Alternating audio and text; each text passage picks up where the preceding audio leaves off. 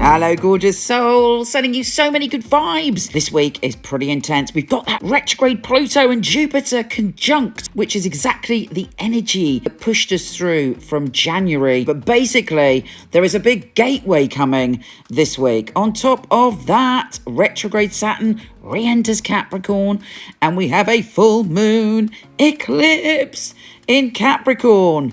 Let's see what it's going to do for you. Here's your weekly astrology.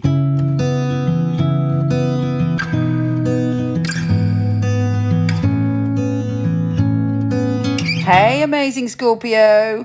I am sending you so much love. This week is a week of transformation, and there's big stonking news for you as we have Pluto, your ruler, joining forces with Jupiter, the planet of good fortune. Part of the process of you stepping in to your feeling of finding your voice, speaking your truth, getting your ideas out there, communicating with other people, possibly even publishing something. And the big culmination, great big ending of this and the great big reveal will probably be at the end of December. But right now you're in an important part of the process. And it's important that you use all your fabulous Scorpio skills, your fearlessness, your trust in yourself. You very rarely trust other people, but you're quite good at trusting yourself when you're in the right space. Not always. But deep within you, there is some self-trust, and it's important that you go dive into that this week.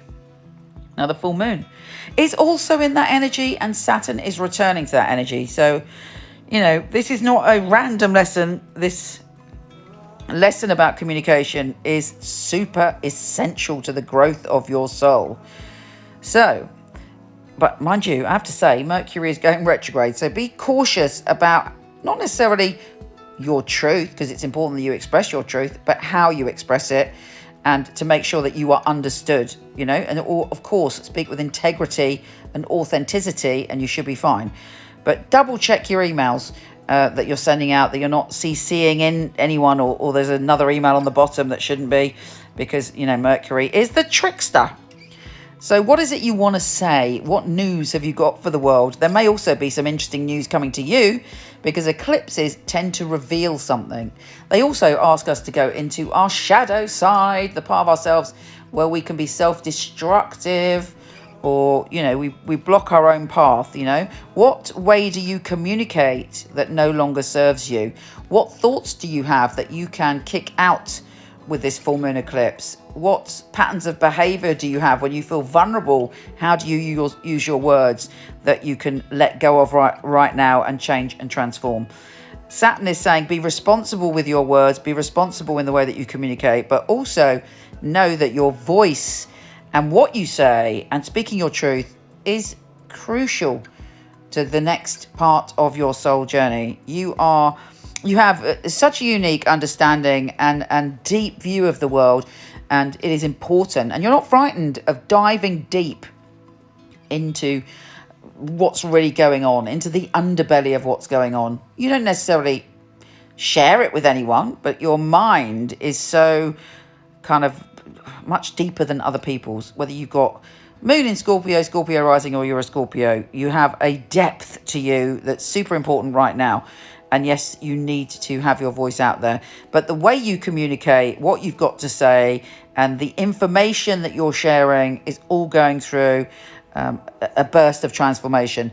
Let's see what the tarot has to say for the week ahead. I am shuffling. Let's see if there's any hints, tips, or wisdom that will inspire you. Scorpio, Scorpio, Scorpio. Okay, Scorpio, the first card is the Lovers. There is passion in the air, and there's likely to be people that passionately believe in you and are going to help you in some way. You've also got the Ace of Pentacles. Fingers crossed there's an opportunity this week to reach a peak. Aces are all about peak experience, a peak when it comes to abundance, when it comes to finances, when it comes to a shift in terms of finances and how you see yourself financially. So there's a great opportunity there. There may have been a lot of upheaval around your finances and worry. And hopefully this week, because you've got the tower there, hopefully this week there is a chance of a rebirth where you're the phoenix anyway, darling. You go down to the ashes and then you rise and flap your golden wings. And after that, we've got the 10 of Cups. So there is happiness, enjoyment, and excitement. There's also an Aries, Leo, or Sagittarius that might feature in your week as well. And we've got the 7 of Cups. Be careful what choices you make. But also, I would say that you're super creatively inspired this week. There are so many ideas and so many downloads from the cosmos of brilliance that it's important to jot them down and to do something with them. But you've got a choice about what dream you want to follow.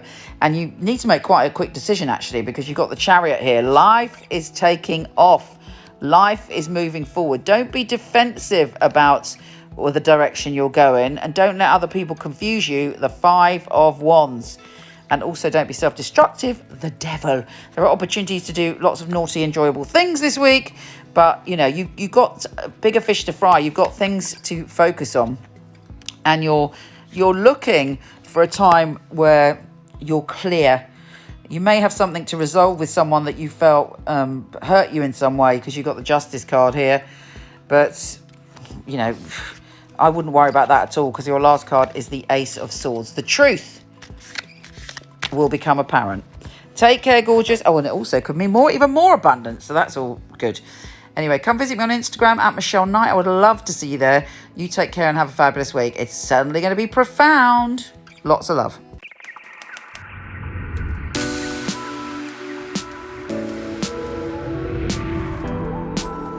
Hi, gorgeous. Before you go, check out my new film on my fabulous psychics. A lot of people ask me for readings. I don't do them anymore, but for over 20 years, I've had an award-winning team of psychics that I truly handpick. So check out the film, let me know what you think.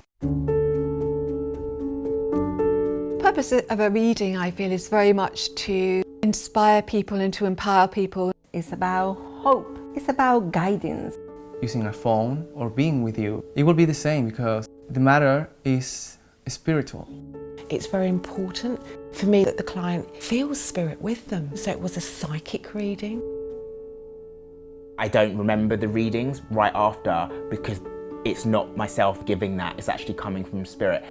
And it is a bit like a three-way conversation. I've got the person on the phone, I've got me, and I've got another voice that's telling me things. I even shock myself, things that I come up with, and I think, how did I get that? I'm channeling messages only for one purpose, to help people. It's been able to help somebody have a map back to where they've got lost from. My priority is to connect to your truth and have the best life that you can have. I think in my readings people feel a sense of a safe space where they can really be themselves, let go. You need a feeling of being understood, because reading should be empowering. I will make sure when the reading is finished that you're happy with everything. I couldn't do anything else. It's part of who I am. It's what I came here for, obviously. And when they come back and tell you they've got their dream job or the love of their life, that really makes me feel like I'm valued. I love to hear a sigh of relief. A lot of weight has been lifted off their shoulders. We have the answers that we are looking for within ourselves. I know I have the tools to help you. Everything begins and ends with you.